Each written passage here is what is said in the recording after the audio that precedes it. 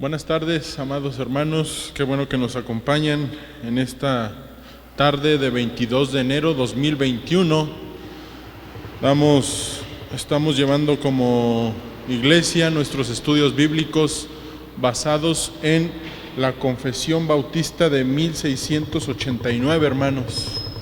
No se vaya usted a confundir.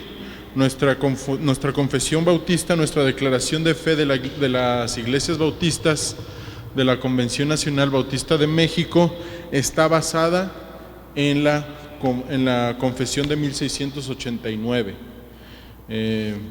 Estamos repasando los preceptos que nos distinguen como evangélicos bautistas. Por supuesto que estamos utilizando como fundamento nuestra declaración de fe de la Convención Nacional Bautista de México, que a su vez toma los principios de una declaración anterior, que es la declaración de 1689, publicada en Londres, y que toma como fundamento la declaración de Westminster. Pero bueno, esas son cuestiones que usted puede revisar en esta declaración. En los primeros párrafos de esta declaración se nos habla acerca de la historia, de cómo se fueron desarrollando estas declaraciones de fe, cómo los bautistas fuimos tomando identidad dentro de los grupos evangélicos, los presbiterianos, los calvinistas, bueno, antes que los presbiterianos, los calvinistas, y luego los diferentes grupos evangélicos que se fueron tomando propios rumbos, hermanos. Pero nosotros como bautistas tenemos firme nuestra doctrina, hermanos, y repito nuevamente para que no se vaya a prestar a ningún tipo de confusión, el fundamento y la base de nuestro estudio se halla en la declaración de fe de la Convención Nacional Bautista de México, que a su vez, repito nuevamente, halla su fundamento en la confesión de fe, en la confesión bautista de fe de 1689. Nuestros hermanos de la comisión de púlpito y entre otros se han dado la tarea de repartir estos folletos entre las familias, hermanos. Espero que usted ya tenga el suyo. Es un folleto de estudio que nos ayuda a ir llevando el estudio de las doctrinas que nos identifican como bautistas. Entonces no voy a ya dar mucho preámbulo de esto, pero este es el librito de estudio que estaremos llevando y que está versado en nuestras doctrinas como bautistas, hermanos. Hoy nos corresponde la primera doctrina que aparece en la Convención Nacional Bautista de México y en la Confesión de Fe Bautista de Fe de 1689, que se refiere a las Sagradas Escrituras. Hermanos, todo lo que podamos hablar de las diferentes doctrinas acerca de nuestro Dios, acerca de la salvación del hombre, de la caída del hombre, el pecado, el cielo, el infierno, la salvación del hombre, todo va a surgir y nace única y exclusivamente de las Sagradas Escrituras, hermano. Así que tenemos que empezar por ahí. ¿De dónde vamos a tomar nosotros toda nuestra fuente de conocimiento? Como vamos a ver, y como es conocido por todos que nuestra única fuente de fe, de doctrina y de práctica se haya basado en las Escrituras, como vamos a ver. Así pues decimos nosotros que toda nuestra creencia, nuestra enseñanza y nuestra práctica se hallan versados en la Biblia. Por eso es importante que comencemos estableciendo cuál va a ser el fundamento de todo lo que vamos a estudiar, de todo lo que vamos a confesar como nuestra dogma de fe. Entonces, hermanos, vamos a iniciar este estudio con una oración para entonces entrar directamente a nuestro estudio de esta tarde, las Sagradas Escrituras.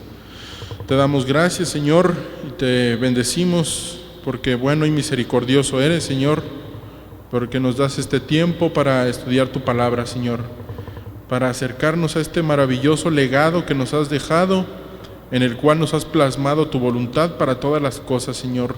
Todo lo que pertenece a la vida, a la salvación, al propósito que tú tienes redentor para los hombres, Señor, lo has dejado plasmado en tu palabra, Señor. Ahí hallamos tu carácter, hallamos tu buena voluntad, hallamos tus preceptos limpios, Señor, puros, perfectos, que convierten el alma, Señor. Gracias te damos por este tiempo, Señor. Te rogamos que bendigas a cada uno de los hermanos que disponen el tiempo para escudriñar tu palabra. Bendice este tiempo, Señor, te lo rogamos y te suplicamos esto, juntamente con el perdón de nuestros pecados en Cristo Jesús nuestro Señor. Amén. Decimos entonces, hermanos, que las Escrituras son nuestra única fuente de fe, de doctrina y de práctica, hermanos. Y eso lo vamos a establecer con el siguiente punto, que es que las Sagradas Escrituras constituyen la única regla suficiente, segura e infalible de todo conocimiento, fe y obediencia salvadoras. Lo voy a poner en estas palabras.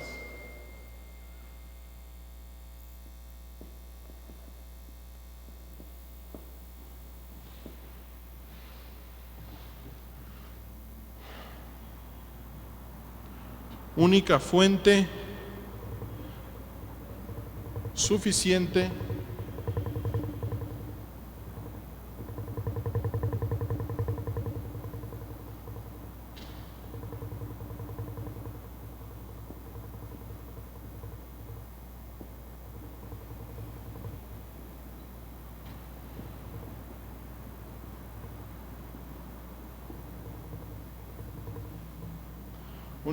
única fuente suficiente, segura e infalible de todo conocimiento,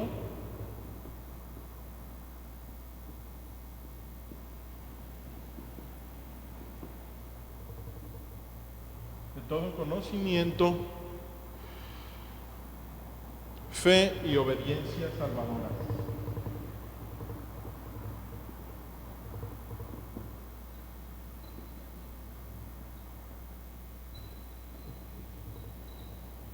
Ahora, si nos detenemos a pensar un momento en esta frase, hermanos, de donde deriva esa idea de que toda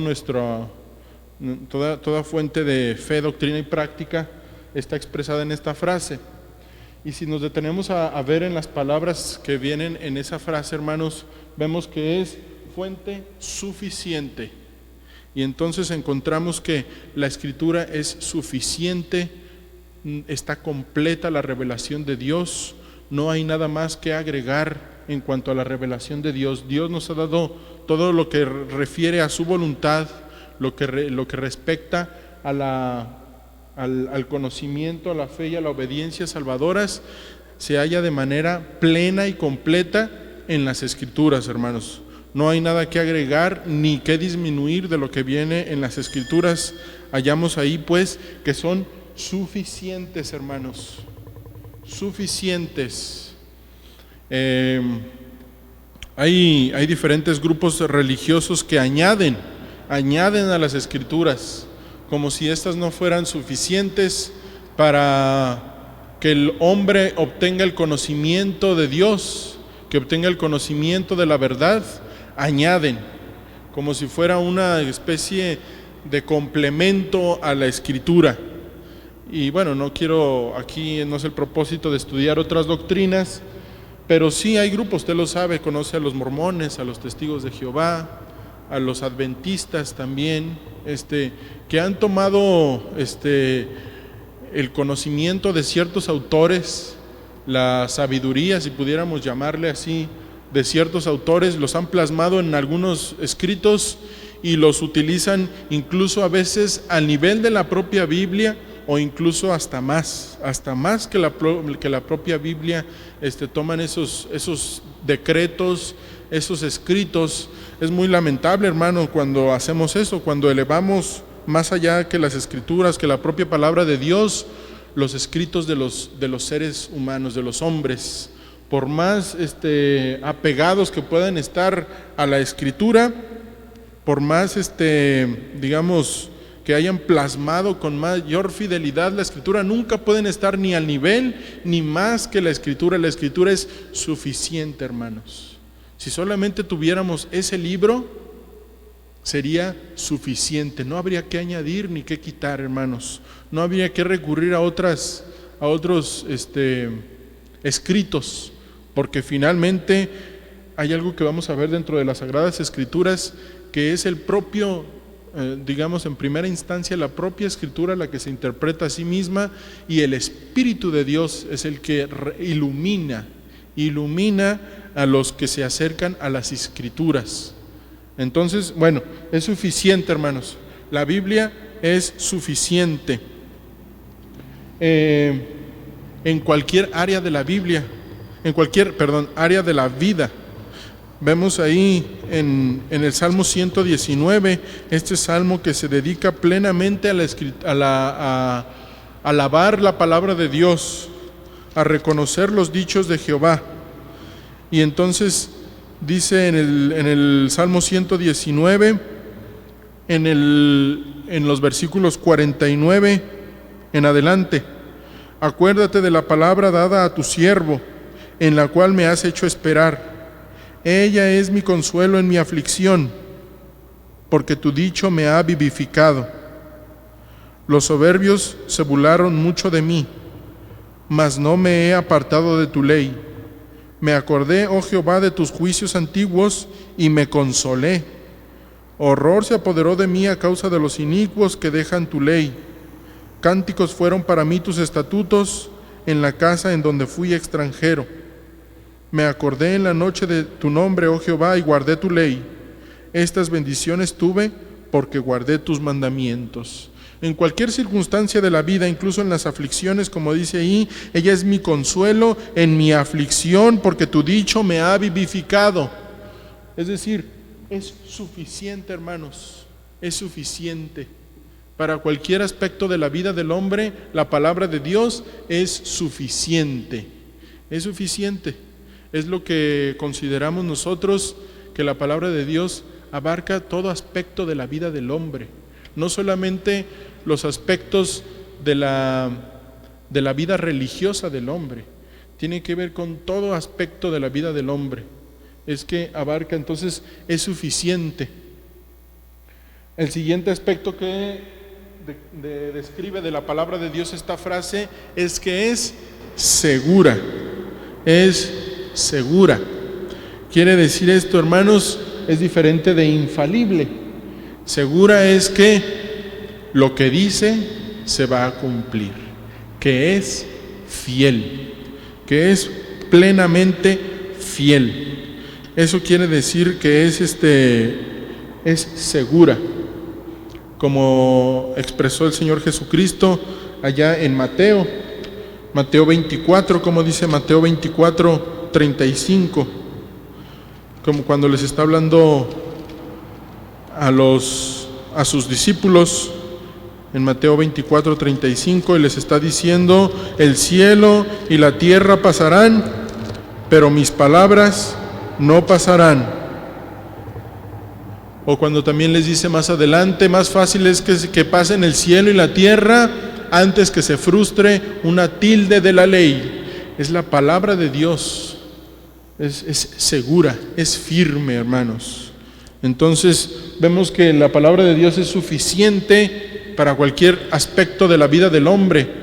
Cuando decimos que es nuestra fuente de fe, doctrina y práctica, en lo que se refiere a práctica no solamente es la práctica eclesiástica, hermanos, es la práctica de la vida del hombre. Es la vida de todo aspecto de la vida del ser humano, en la que la palabra le ilumina. Entonces también es segura. Es la palabra está empeñada ahí la palabra de Dios. La fidelidad de Dios está empeñada en su palabra. Por eso decimos que es segura también. Es suficiente, es segura y es infalible. Y es infalible, hermanos. No hay error en la palabra de Dios. Aunque hay muchos detractores de la Escritura que lo que buscan es buscar las contradicciones, buscar las las posibles errores de la palabra de Dios, pero vemos que la palabra de Dios es sin error, es infalible, hermanos. Entonces ahí tenemos estas cualidades que describen de forma inicial cómo es la palabra de Dios. La palabra de Dios es nuestra única fuente suficiente, segura, infalible, y luego viene de todo conocimiento, fe y obediencia. Es muy importante esta palabra, salvadoras, hermanos. Como vamos a ver un poquito más adelante, hermanos, el fin o el propósito de la Biblia, de todo el escrito bíblico, es que el hombre tenga nuevamente esa relación con su Creador. Ese es el fin de la Escritura, la salvación del hombre, que es nada más y nada menos que esa relación que se rompió desde el Edén se vuelva a restaurar, se restaure con Dios. Mientras esa relación no se restaure, el hombre está enemistado con Dios y no hay forma en la que se pueda establecer ese vínculo nuevamente. Estamos separados de Dios, y todo el libro que nos dejó el Señor es para que ese vínculo se restablezca, esa conexión especial de Dios con sus hijos se dé nuevamente por medio de una relación salvadora. Por eso Dios nos dejó plasmada su voluntad, y desde el primero de los libros de este libro hasta el último es que hallamos ese propósito, como lo vamos a ver. Entonces, ese es el propósito. Es nuestra fuente suficiente, segura e infalible de todo conocimiento, de toda fe y de toda obediencia, que tienen como fin la salvación. Entonces, vemos aquí que el Señor ahí nos está mostrando cómo es la palabra de Dios la que nos permite acceder a ese vínculo especial. Como le dijeron en la parábola de Lázaro y el rico, en Lucas, vamos a Lucas, ahí en su Biblia, tenga su Biblia en la mano, Lucas 16. En Lucas 16 hallamos la parábola de Lázaro y el rico, en el versículo 29 particularmente, cuando el rico le dice a Abraham: Señor, que vaya uno y les predique a mis hermanos, para que no vengan a este tormento en el que me encuentro, este terrible castigo en el que estoy. ¿Y qué le responde Abraham? En el versículo 16-29 de Lucas: y Abraham le dijo: a Moisés y a los profetas tienen, óiganlos. No se puede pretender obtener la salvación si excluimos la palabra de Dios, como también expresa el apóstol Pablo, porque la fe viene por el oír. ¿Y el oír qué? El oír la palabra de Dios, el oír la voluntad de Dios plasmada en su palabra para el hombre, en esa relación salvífica. Entonces, es nuestra fuente de salvación, hermanos. Es nuestra fuente de salvación. Todavía le responde el rico, le responde a Abraham ahí en la misma parábola. Él entonces dijo: no, padre Abraham, pero si alguno fuere a ellos de entre los muertos, se arrepentirán. Mas Abraham le dijo: si no oyen a Moisés y a los profetas, tampoco se persuadirán, aunque alguno se levantare de los muertos. Hermanos, no hay otro medio. Aunque se busquen medios alternativos para la salvación, no hay otro medio. Aquí está plasmado ya. Aunque muchas personas busquen establecer nuevos vínculos, nuevas formas de relacionarse con Dios, vemos que no hay, hermanos. La única fuente de salvación es la palabra de Dios. Entonces, ahí tienen ustedes, hermanos. Vemos como por principio de cuentas, para iniciar el estudio de la doctrina de las Sagradas Escrituras, que las Sagradas Escrituras son nuestra única fuente suficiente, segura, infalible de todo conocimiento, fe y obediencia salvadoras. Así podemos definir a las Escrituras. Y entonces vamos a ver algunos aspectos que ya nos hablan acerca de los detalles de estas cuestiones. Voy a tomar un papel de aquí.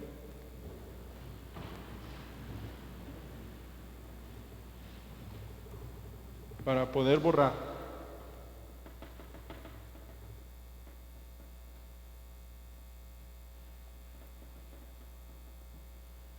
Entonces, hermanos, vemos que el autor es Dios.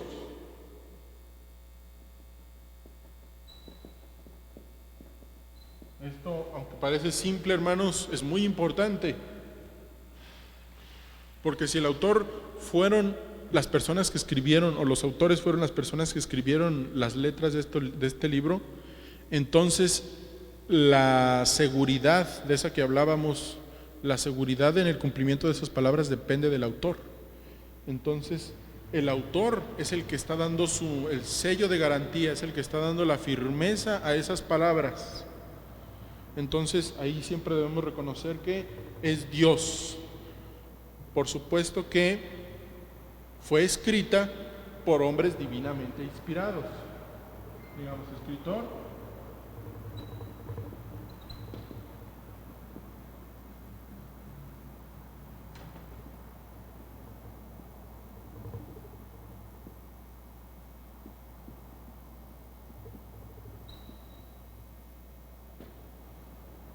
Escritor, hombres divinamente inspirados. ¿Y a qué se refiere esto de divinamente inspirados?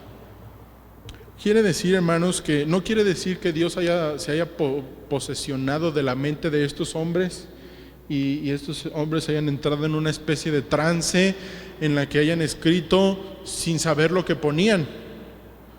Sencillamente que algún tipo de fuerza paranormal los haya dominado y hayan escrito lo que no querían escribir o lo que no tenían intención de escribir. No es nada de eso, hermanos. Significa que Dios cuidó particularmente la vida, el pensamiento, las costumbres, cada aspecto de la vida de una persona fue meticulosamente llevada por Dios, de tal manera que cuando los hombres expresaron de su misma estilo y forma literaria, plasmaron en ese papel exactamente las palabras que Dios quería que plasmaran en ese escrito, hermanos. Dios cuidó cada momento, cada asunto, cada aspecto de la vida de estos hombres, que al momento de escribir, escribieran exactamente lo que Dios quería que escribieran. Ni una palabra de más, ni una palabra de menos. Exactamente tal cual. Esa es la inspiración divina. Esa es la inspiración divina. Y así vemos que cada libro tiene su propio estilo literario. Cada libro tiene su propia, digamos, el propio estilo que cada escritor le plasma a esa carta.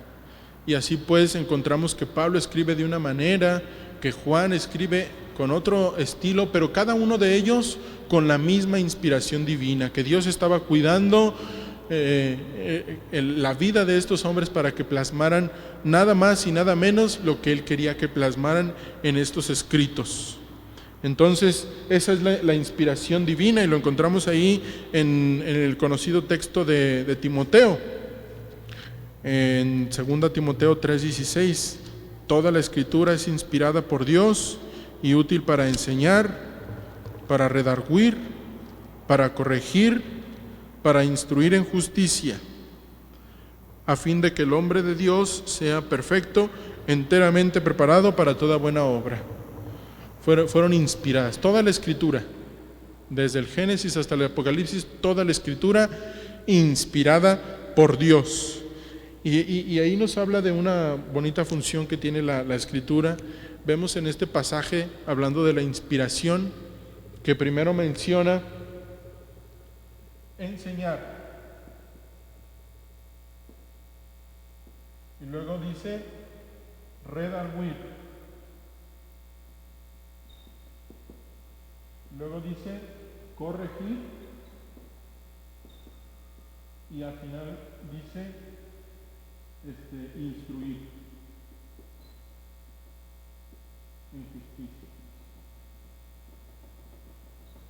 Ahí está la secuencia que nos da la palabra por esta inspiración divina. La inspiración divina nos enseña cuál es el camino correcto. Cuando nos salimos de ese camino correcto, nos redarguye la propia Escritura.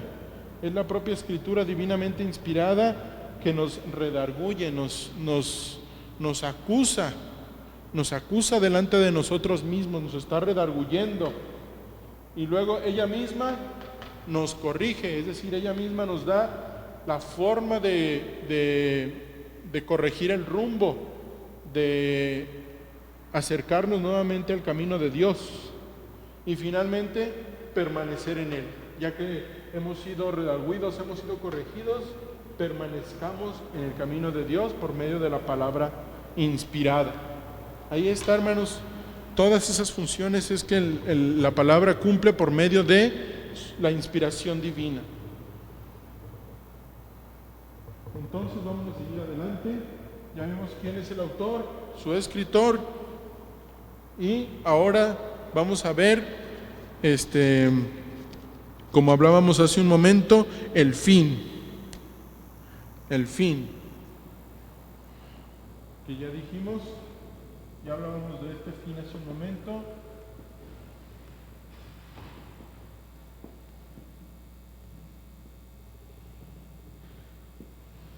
La salvación del hombre. Ese es el fin de la Escritura, es el fin de la palabra de Dios, la salvación. Y el asunto es la verdad.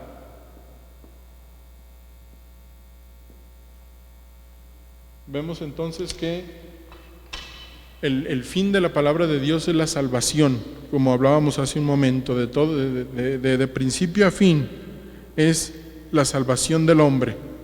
Y su asunto es tratar la verdad, es hablar acerca de la verdad. Todo el asunto es la verdad. Y como vemos, la verdad, como nos enseña la misma Escritura, la verdad es Cristo. Cristo mismo dijo: yo soy la verdad. Entonces, su asunto, podríamos aquí poner, es Cristo, hermanos. Cristo está plasmado en cada una de las páginas de este libro, hermanos. Está lleno desde el Génesis hasta el Apocalipsis, tipos, figuras, expresiones de Cristo. Desde la misma creación, desde el momento en el que Dios se dirige a la serpiente y le dice: tú le herirás en la cabeza a la mujer, tú le herirás en el calcañar y ella te herirá a ti en la cabeza. Esa promesa establecida por Dios del Mesías Salvador, que iba a herir de forma definitiva e inmortal a la serpiente. Vemos también cuando la promesa que le hace Dios a Abraham y le dice: en tu simiente serán benditas todas las familias de la tierra.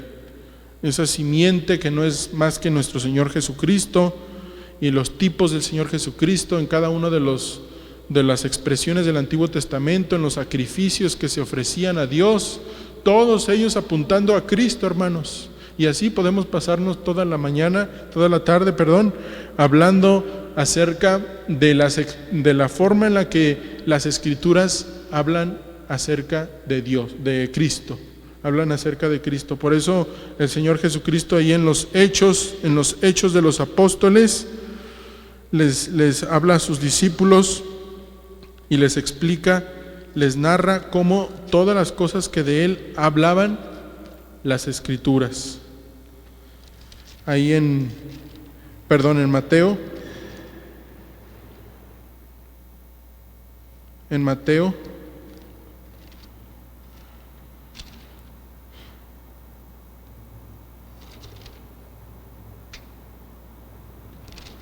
Bueno, ahorita perdí la cita, pero el Señor Jesucristo les hablaba acerca de todas, cómo desde el Antiguo Testamento, todos los pasajes que hablaban acerca de Él, hablaban acerca de sí mismo, del Señor Jesucristo. Entonces el asunto de la palabra de Dios es la verdad, es Cristo.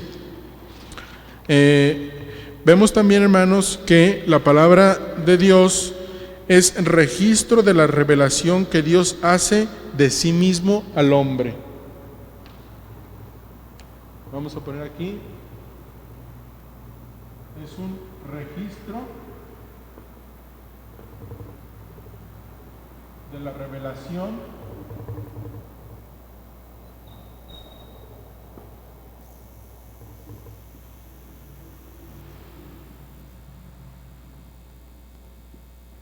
ahí está. Vemos que es un registro de la revelación de Dios que Dios hace al hombre. ¿De qué? Mateo 11:13, el que estábamos buscando hace un momento.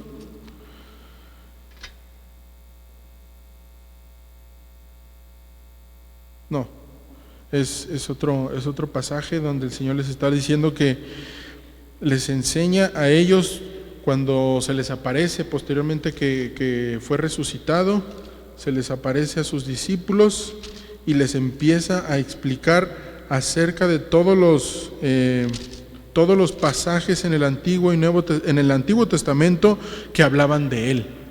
Y lo hacía de una forma tan clara que a los discípulos se les abrieron los ojos de ver cómo todas las cosas apuntan a Cristo en la palabra de Dios.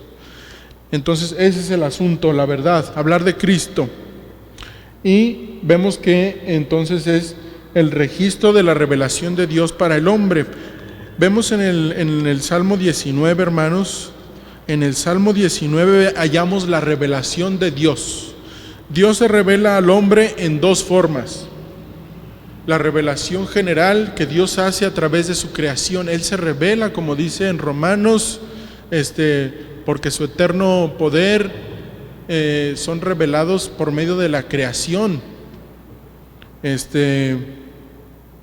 Y Dios se revela también de una forma especial, de una forma específica a través de su palabra. Y en el Salmo 19 hallamos esas dos revelaciones que nos hace Dios a los hombres.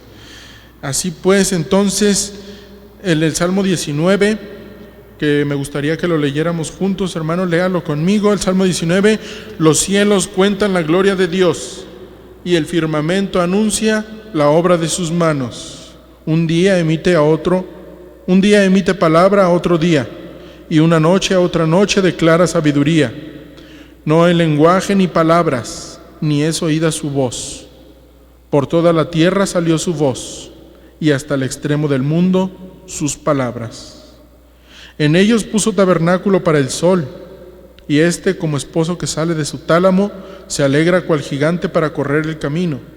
De un extremo de los cielos es su salida, y su curso hasta el término de ellos, y nada hay que se esconda a su calor. Hasta el versículo 6 hallamos la revelación general de Dios por medio de su creación. Dice que no hay lenguaje ni palabras, ni es oída su voz. Es una revelación que Dios plasma por medio de su creación, de todas las cosas creadas. Está la magnificencia de Dios. Me acuerdo que contaba un pastor de un hombre ateo que dijo, tuvo a su pequeño, a su hijo, y dijo, a este niño nunca le voy a enseñar, no le voy a hablar de nada de Dios. No le voy a hablar de Dios, no le voy a hablar de religión, no le voy a hablar de Biblia, no le voy a hablar de nada que tenga que ver con Dios, para que vean que el hombre no necesita de Dios. Y así lo hizo. El niño fue creciendo, y un día que fueron al campo, que fueron a observar la naturaleza, viendo la creación, el sol, las nubes, los árboles, el agua, las cascadas, toda la creación de Dios, y el niño de repente se quedó callado, se quedó viendo y dijo, pero qué hermoso paisaje, qué hermoso es todo lo que es esta maravillosa naturaleza. Dijo el niño, cuán grande debió haber sido el que creó todo esto, ¿verdad? Entonces es la revelación que Dios hace al hombre por medio de su creación. Así que, como dice el apóstol Pablo en Romanos 2, no hay excusa. No hay excusa, hermanos, para decir, es que yo no tuve acceso a la palabra de Dios. Todos por medio de de alguna forma tenemos acceso al conocimiento de Dios. Y dice el apóstol, de tal manera que no hay excusa, porque los que sin ley pecaron, sin ley perecerán. ¿Por qué? Porque no es excusable el decir que yo no conocí, como dice ese principio legal, ese principio del legal que dice que el desconocimiento de la ley no exime de cumplirla. Pues es que el desconocimiento, que no haya llegado a la palabra, no exime de creer que existe Dios, porque Dios se reveló por medio de la creación, como vemos en estos primeros 6 versículos del capítulo 19 de Salmos. Y a partir del versículo 7 aparece la revelación especial de Dios, la revelación escrita de Dios, que es la que nos ocupa ahora. Dice ahí, a partir del versículo 7, la ley de Jehová es perfecta, que convierte el alma. El testimonio de Jehová es fiel, que hace sabio al sencillo. Los mandamientos de Jehová son rectos, que alegran el corazón. El precepto de Jehová es puro, que alumbra los ojos. El temor de Jehová es limpio, que permanece para siempre. Los juicios de Jehová son verdad, todos justos. Deseables son más que el oro y más que mucho oro afinado, y dulces más que miel y que la que destila del panal. Ahí está la revelación especial de Dios. En estos versículos hallamos 6 atributos de la revelación escrita de Dios al hombre. Voy a ponerlo acá. Voy a poner 6 atributos. Primero dice que la ley de Jehová es, primero, perfecta. En el versículo 8, ahí mismo en el 7 dice que es fiel. En el versículo 8 dice que es recta o rectos. Ahí mismo en el versículo 8 dice que es puro. En el versículo 9 dice que es limpio.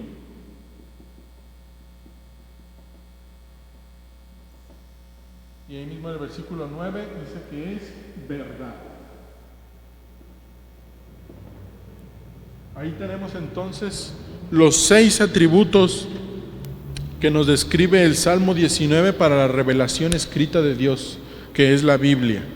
Vemos que el salmista nos dice que la ley de Jehová es perfecta en primer término. La ley de Jehová es perfecta. Es lo que hablábamos, hermanos, hace un momento, de que es suficiente, es perfecta. Algo perfecto es algo que para empezar es infalible, que no tiene error, y en segundo lugar que está completo, que no le falta nada. Entonces la ley de Jehová es perfecta, y esa perfección de la palabra de Dios dice que tiene en el hombre el efecto de convertir su alma. Esa perfección de la palabra de Dios convierte el alma, hermanos, como ninguna otra terapia, ni doctrina, ni ningún tipo de otra estrategia, nada más convierte el alma, más que la palabra de Dios. La palabra de Dios tiene esa cualidad, esa perfección que convierte el alma. Hasta la más empedernida de los pecadores, de los hombres pervertidos, pueden ser convertidos por la palabra de Dios. Ni la más sofisticada terapia psicológica puede convertir el alma de una persona. Y luego dice que también dice que el testimonio de Jehová es fiel. Hablábamos acerca de esa seguridad, de la palabra de Dios. Es fiel, no cambia, no es fluctuante, sino que es fiel. Lo que el Señor dice, eso se va a cumplir por la fidelidad de Dios. Y dice que esa fidelidad hace sabio al sencillo. Esa fidelidad hace sabio al sencillo. Vemos ahí en el Salmo 119, 104, dice, Salmo 19, 104, de tus mandamientos he adquirido inteligencia, por tanto he aborrecido todo camino de mentira. Los que carecen de inteligencia son los necios. Y entonces dice que la Escritura nos hace sabios, nos hace, como dice aquí, nos hace sabios, sabio al sencillo, nos da inteligencia, porque es una inteligencia mayor que la que aportan los libros de texto, es una inteligencia, es una sabiduría divina, es una sabiduría de Dios. Aquí no tiene que ver el grado académico, es una sabiduría que nos da la palabra de Dios, no es un conocimiento académico, técnico de las cosas, es una sabiduría divina que, como dice en Santiago, es primeramente pura, es que da fruto de paz, ¿verdad? Entonces esa es la sabiduría que nos da la palabra de Dios. Aquí no tienen que ver los grados académicos. Y luego dice que el mandamiento de Jehová es recto, que tiene que ver con esa fidelidad, con esa justicia, con esa veracidad de la palabra de Dios. Y dice que alegra el corazón de los amargados, de los tristes, de los que están amargados a veces por la vida, por las circunstancias. Dice que la palabra de Dios alegra el corazón, alegra el corazón, nos da ese gozo en medio de las más duras, como dijo el salmista que leímos hace un momento en el Salmo 119, que en medio de mis aflicciones tu palabra me trajo gozo, me trajo consolación. Es la palabra de Dios. Y luego el precepto de Jehová es puro, no tiene mancha, no tiene falla, que va muy relacionado con limpio, ¿verdad? Pero dice que es puro, el precepto de Jehová es puro, que alumbra los ojos. Dice que los pecadores están cegados por el enemigo, están cegados por Satanás, quien les ha cegado el entendimiento para que no conozcan la verdad, ¿verdad? Entonces, la palabra de Dios es la que abre los ojos por medio de su pureza. Dice que la palabra, el precepto de Jehová es puro, que alumbra los ojos. El temor de Jehová es limpio, que permanece para siempre. Y los juicios de Jehová son verdad, todos justos. Así es la palabra de Jehová. Y termina diciendo el salmista: deseables son más que el oro, y más que mucho oro afinado, y dulces más que miel, y que la que destila del panal. Entonces, la palabra de Dios satisface toda necesidad, todo aspecto de la vida de la persona, en su vida, en toda su vida. Hay una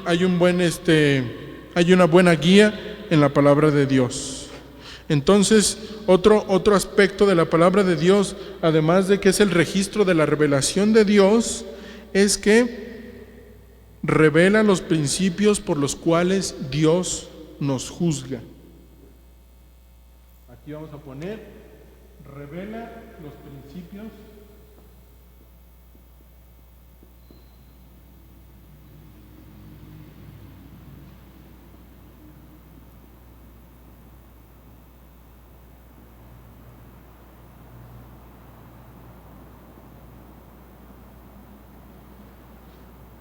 Todos seremos juzgados por la palabra de Dios, hermanos. Cuando nos presentemos delante de la presencia de Dios, será esta norma la que nos regirá allá. No serán nuestros principios morales, nuestras ideas, la ideología que actualmente se difunda.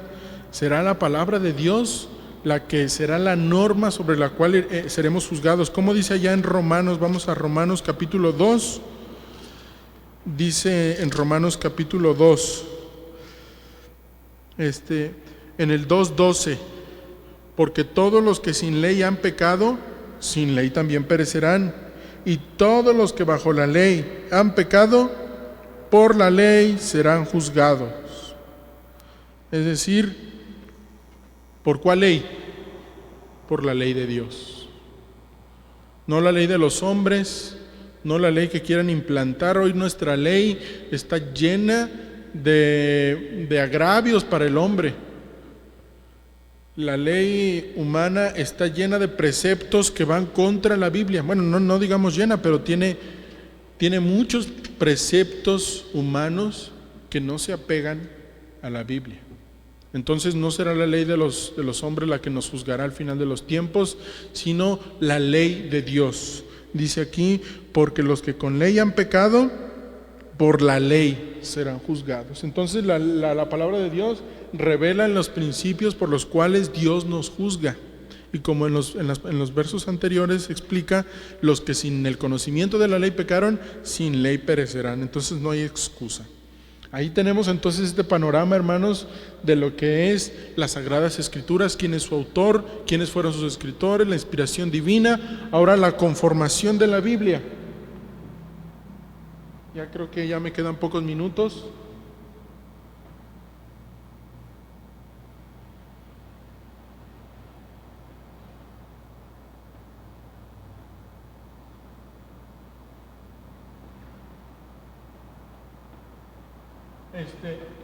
Y estos pocos minutos quiero usarlos para explicar la conformación de la Biblia, que por todos es conocida, y gracias a Dios que tenemos nuestras escuelas bíblicas de vacaciones, que siempre las primeras lecciones son dedicadas a conocer la conformación de la Biblia, y eso es maravilloso, es fundamental, hermanos. No es repetitivo, digamos, es como un recordatorio para que no se nos olvide, hermanos, cómo está conformada la Biblia en ese canon, el canon.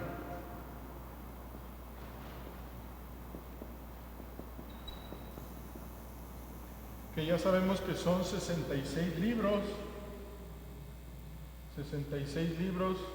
divididos en 2 testamentos, 39 y 27 libros.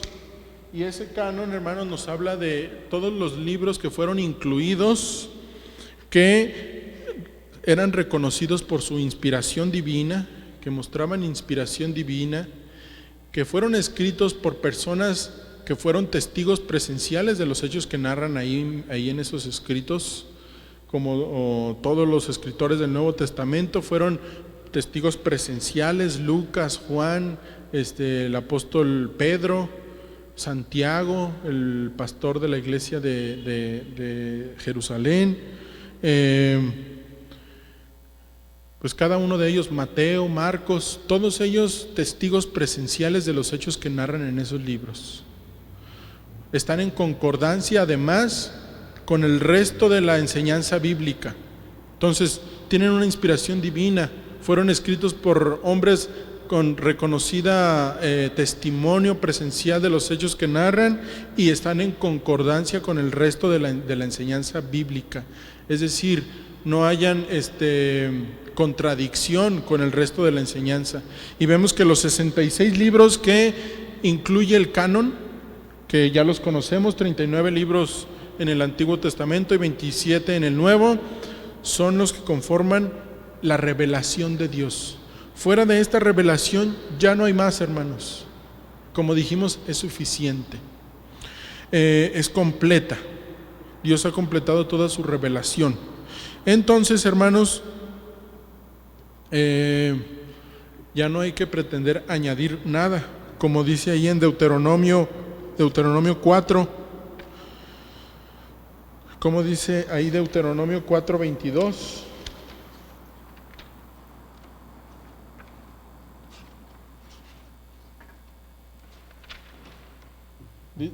Deuteronomio 4:2, cuando les está hablando al pueblo de Israel Moisés y les está diciendo: esta es la ley de Dios, para que la conozcas, para que la obedezcas.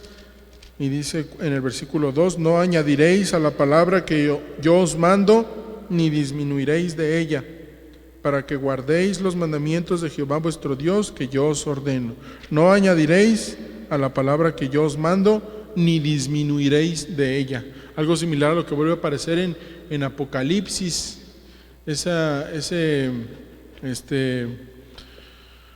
una sentencia de maldición para el que añada o quita palabras de la Escritura. Ya no es posible, hermanos. No es posible añadir ni quitar, todo está completo.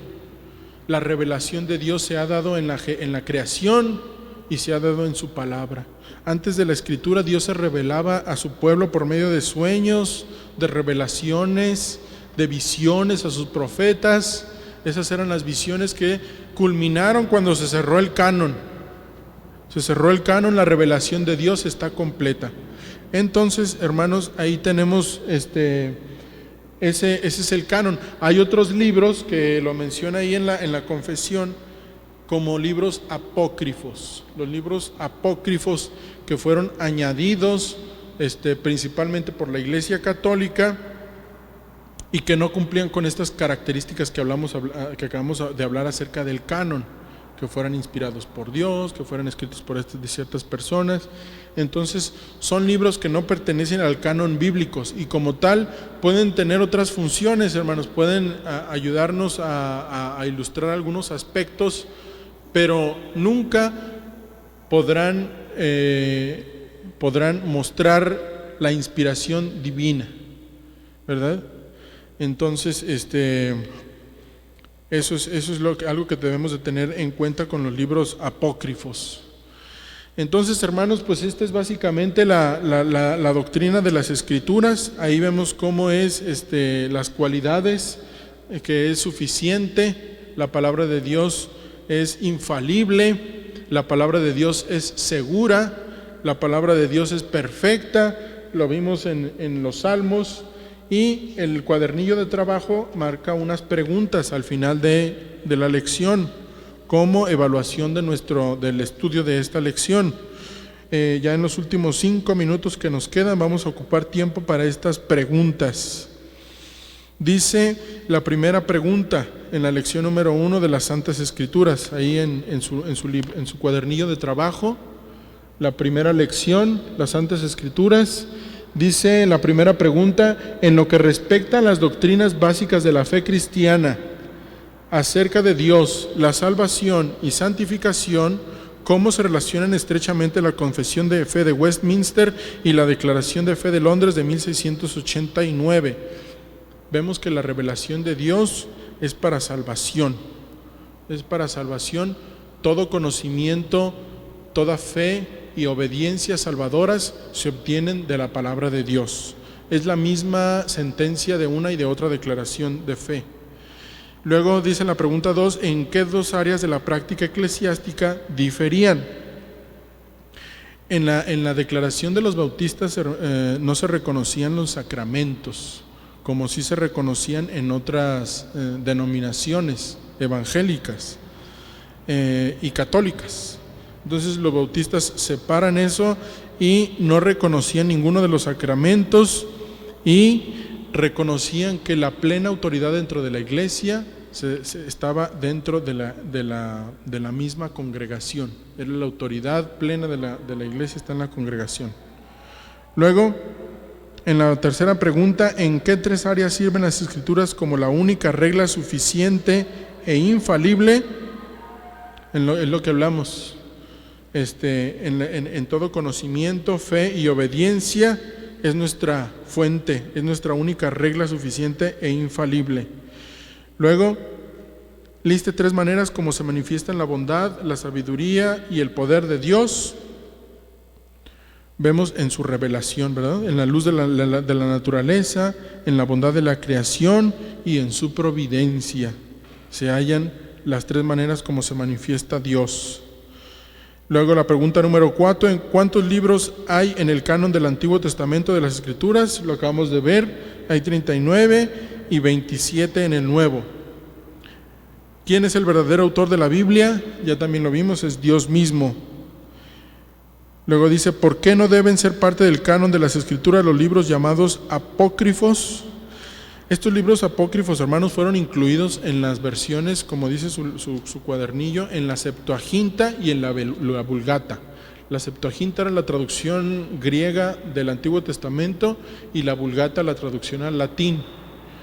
Entonces, en esas Biblias, en esos cánones, bueno, más bien en esos escritos, en esas Biblias se incluyeron los libros apócrifos, pero por eso se les llamó apócrifos, porque no pertenecían al canon, pero fueron insertados en esas Biblias. En la sexta, ¿cuál es la base para creer y recibir las Escrituras como autoritativas? Es decir, ¿cuál es la autoridad fundamental de la Biblia? Es Dios mismo, es su autor, ¿verdad? Es su autor. Luego ahí viene 8 razones por qué se debe confiar en la Biblia como la palabra de Dios. Ahí nos ponen a pensar 8 razones por su gloria de Dios. Ahí está manifestada la gloria de Dios, la salvación, la fe salvadora. Hay 8 aspectos que tenemos que enlistar.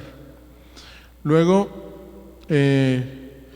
la pregunta número 9, ¿qué nuevas revelaciones del Espíritu o tradiciones de los hombres pueden ser agregadas a las Escrituras? También ya lo vimos, hermanos. La revelación de Dios se completó con el canon. Ya no hay más revelación. ¿Cuál es el rol del Espíritu Santo con respecto a la comprensión de las Escrituras? Eso también no lo escribí, pero lo mencioné. Es la iluminación. El Espíritu Santo no da nueva revelación, pero sí da iluminación.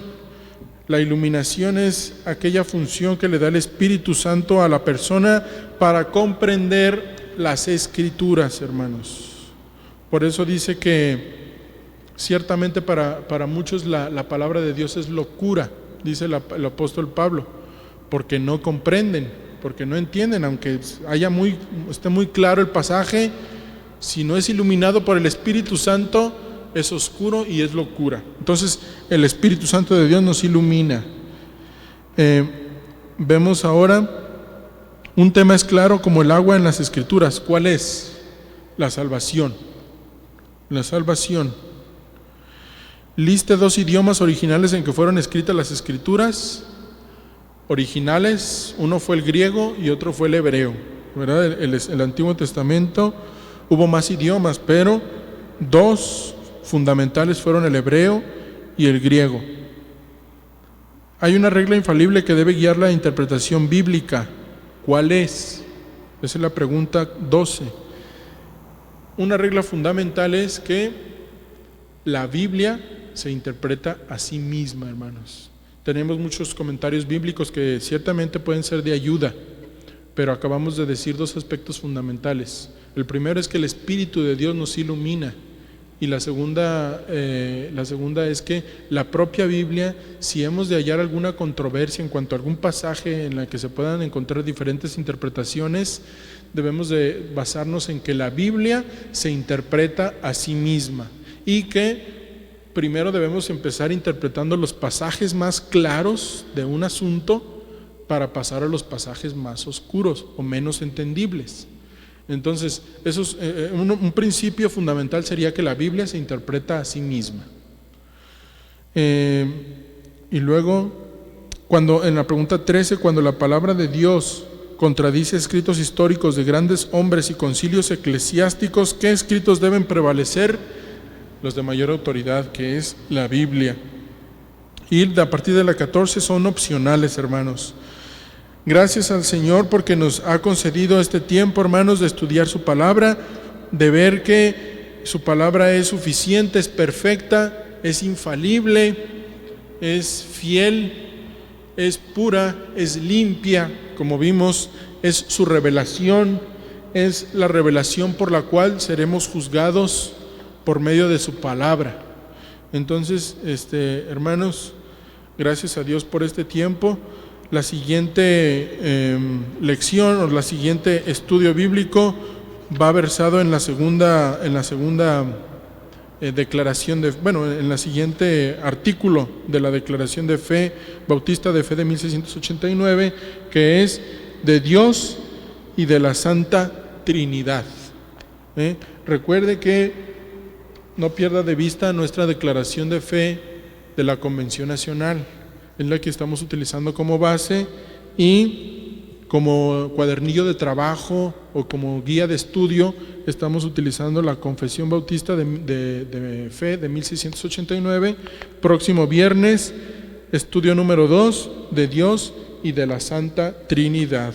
Hermanos, Dios les bendiga, siga estudiando, no deje de conectarse y también escriba ahí en los comentarios sus dudas, sus preguntas, sus comentarios, hermanos. Es un poco pues lamentable de tener que hablarle a una cámara, hermanos, y no poder interactuar, diferentes comentarios. Uno se enriquece de todos los comentarios que los hermanos aportamos, pero pues hay que sacar el mayor provecho de lo que tenemos a la mano. Entonces escríbanos ahí, mándenos sus comentarios, sus preguntas, todo enriquece, hermanos. Vamos a orar para terminar este estudio. Gracias te damos, Señor, por esta tarde. Gracias, Padre, por tu palabra. Gracias, Señor, porque nos has dejado tu revelación, lo que tú quieres que conozcamos de tu carácter, de tu relación, Señor, contigo, de la verdad de tu salvación en Cristo Jesús. Nos lo has dejado todo plasmado, Señor, en tu palabra. La forma en la que podemos agradarte con nuestra vida, Señor, en nuestras relaciones humanas, todo lo has dejado plasmado, Señor, en tu palabra. Gracias te damos porque nos has dejado este tesoro invaluable en nuestras manos y nos has confiado su predicación, nos has confiado su testimonio, Señor, delante de los hombres. Es una gran responsabilidad y te rogamos que nos ayudes a cumplirla con fidelidad. Perdona nuestras faltas, Señor, perdona nuestras culpas y te rogamos por nuestra Iglesia Bautista Manuel para que tú la sigas perfeccionando y santificando. En el nombre de Cristo Jesús te damos gracias y te pedimos esto. Amén. Que Dios les bendiga, hermanos. Qué bueno que estuvieron con nosotros.